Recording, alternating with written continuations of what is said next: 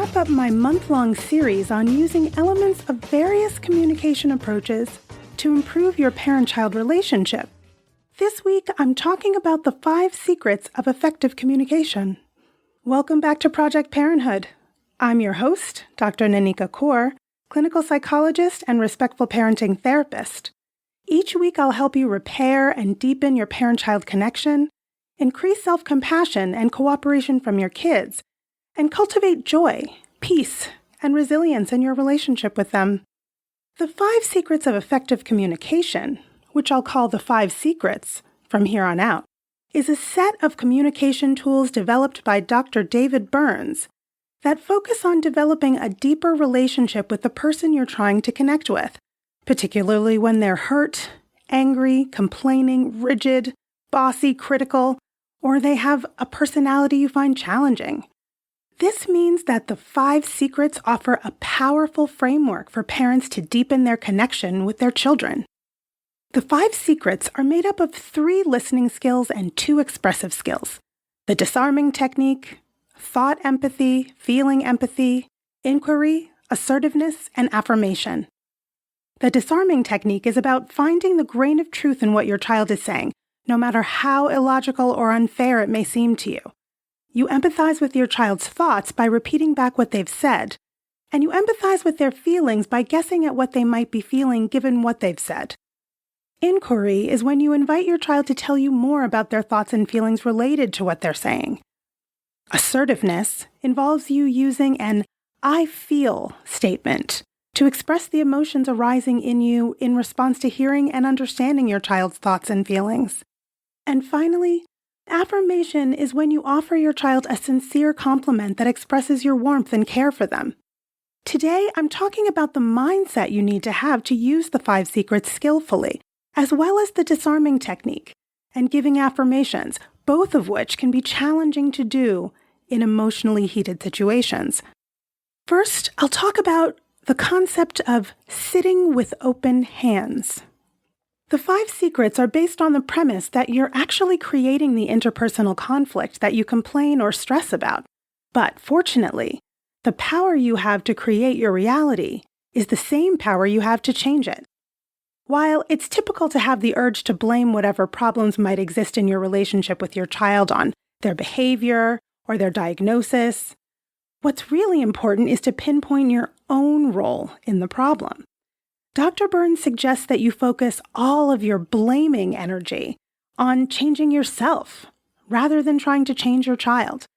This is what it means to sit with open hands. Part of changing yourself means looking inward for the source of the problem or conflict, which can be painful because it requires you to let go of your helping or rescuing ego. You'll need to let go of being right, let go of the idea that you know what's best for your child. Let go of trying to impose your will and push your agenda. Let go of trying to change your child in any way. In service of connection with them, it requires you to suppress the habits of arguing, blaming, and defending your position, even when you're at odds with your child. Your goal is to simply understand and support them in their suffering. Imagine your 8-year-old child says they don't want to play a certain game anymore. Instead of insisting, you'd say, "I hear you. If you're not enjoying it, we can find something else you like." This approach prevents conflict and blame, fostering healthy relationships. It's like saying, "I value your choices and feelings." Remember, using communication skills like the 5 secrets isn't about controlling your child. It's about embracing their preferences and letting go when necessary. Now let's think about the disarming technique. When your child's body and mind are in fight, flight, freeze mode, the things they say are often a distortion of the truth, as they try to persuade you to see things their way, at the same time that they're overcome with big emotions. Instead of looking past all that and zeroing in on their truth, it's easy to get sidetracked by the shiny objects that are the irrational or just plain wrong things your child is saying. Of course you'd feel compelled to set the record straight, but resist, and instead strongly and directly side with their truth about what they're saying. The skill of disarming is challenging to undertake, and yet it just might be the key to a better relationship with your child. It's about temporarily letting go of your own version of the truth so that you could see the truth in your child's criticism, complaint, or despair. And don't reflect back a sugar-coated version of the thoughts and feelings they're expressing, even if it's dark and disturbing to you. Let their feelings exist in the space between you, just as they are. In the spirit of mutual exploration and learning, start with the words, "You're right," then following it up with a statement affirming the truth in what your child has just said. Putting disarming together with assertiveness and inquiry, you might say something like, "You're right.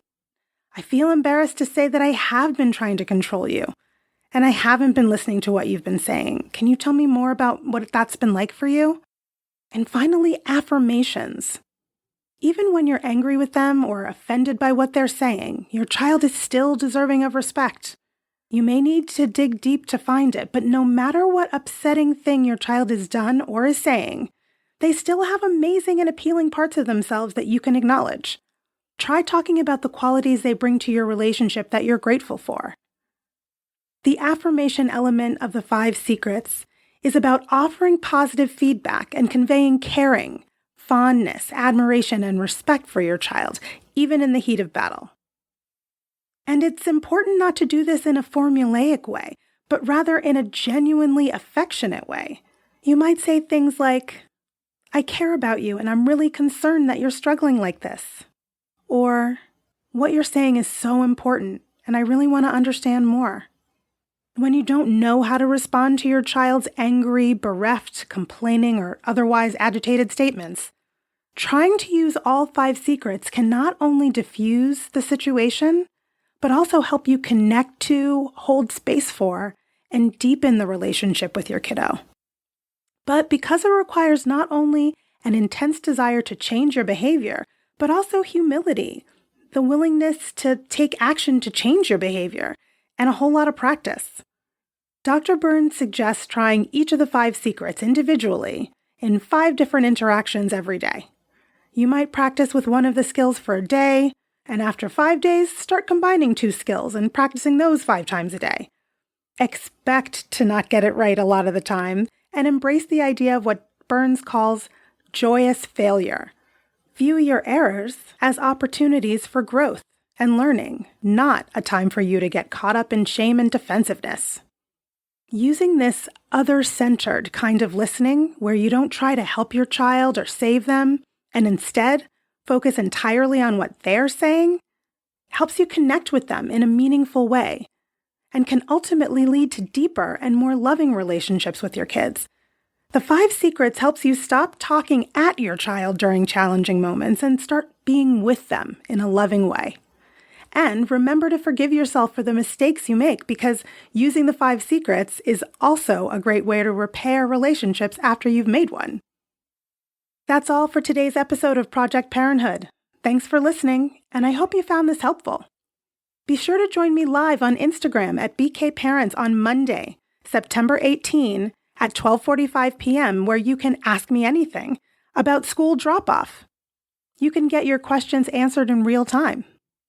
If you have a question for me about parent-child relationships, respectful parenting tips, and/or parental mental health that you'd like me to cover in a future episode, shoot me an email at parenthood@quickanddirtytips.com.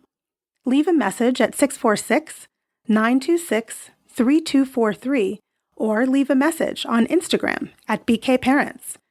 And you can learn about my private practice working with parents living in New York State at www.brooklynparenttherapy.com. Catch you next week. Project Parenthood is a Quick and Dirty Tips podcast. It's audio engineered by Dan Firebend, and our director of podcasts is Adam Cecil. Our podcast and advertising operations specialist is Morgan Christensen. Our digital operations specialist is Holly Hutchings. Our marketing and publicity associate is Davina Tomlin. And our intern is Cameron Lacey.